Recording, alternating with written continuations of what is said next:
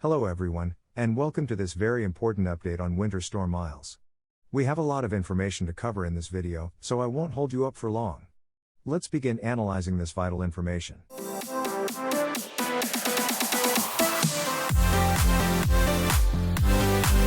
Let's review the timing of this storm. Snowfall is moving southeast across portions of the Rocky Mountains today. This storm will then take a turn to the east and grow into the major snowstorm over the Central Plains when it meets the warm muggy Gulf air. Heavy snow will track through Oklahoma into Michigan, along with freezing rain and sleet.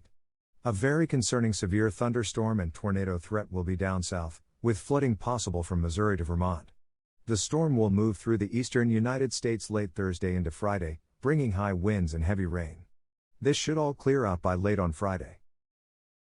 Now that we know the general time frame of this storm, let's take a look at all of the individual threats this storm will pose. Here is the National Weather Service page. It's definitely a very active map. Wind advisories are in those tan colors, with fire danger alerts in the dark pink. Winter storm warnings are in those pink colors, with winter storm watches in the light blue color. Flood watches stretch from Missouri to Vermont in these green colors, with winter weather advisories in the purple. High wind warnings are also in effect for parts of southern New England, Texas, New Mexico, Wyoming, and North Dakota.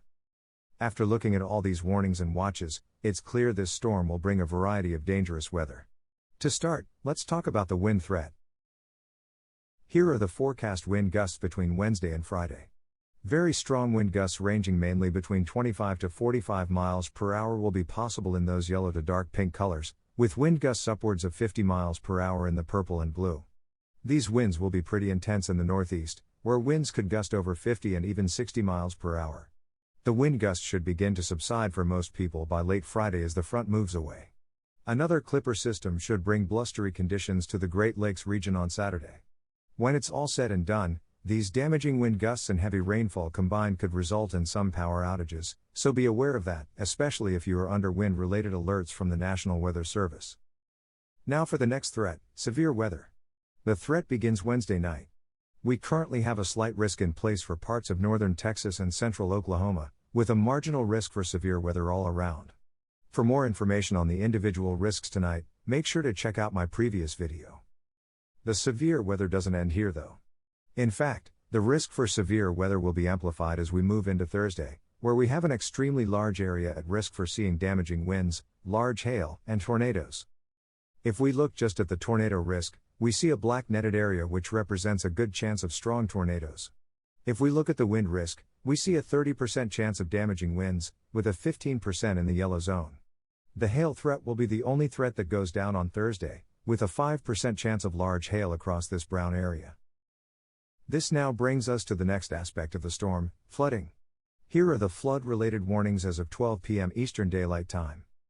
As we talked about earlier in the video, flood alerts stretch from the southwest corner of Missouri all the way to Vermont. Here is the excessive rainfall outlook for Wednesday. The flooding risk won't be too bad tonight, because the storm will only have just started. Some minor flooding will be possible all across this green color, stretching from central Oklahoma into southwestern Michigan.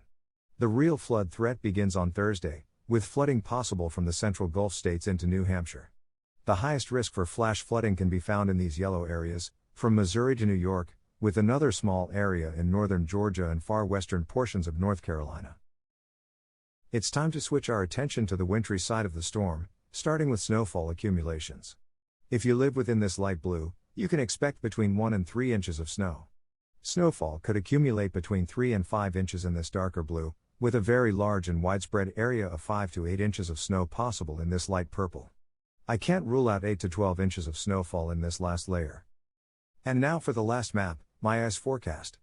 Ice is really hard to forecast, so please note that this map may not be 100% accurate.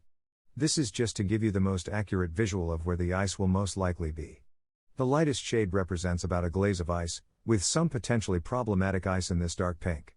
The last shade has the highest chance of seeing impacts and even damage from the ice.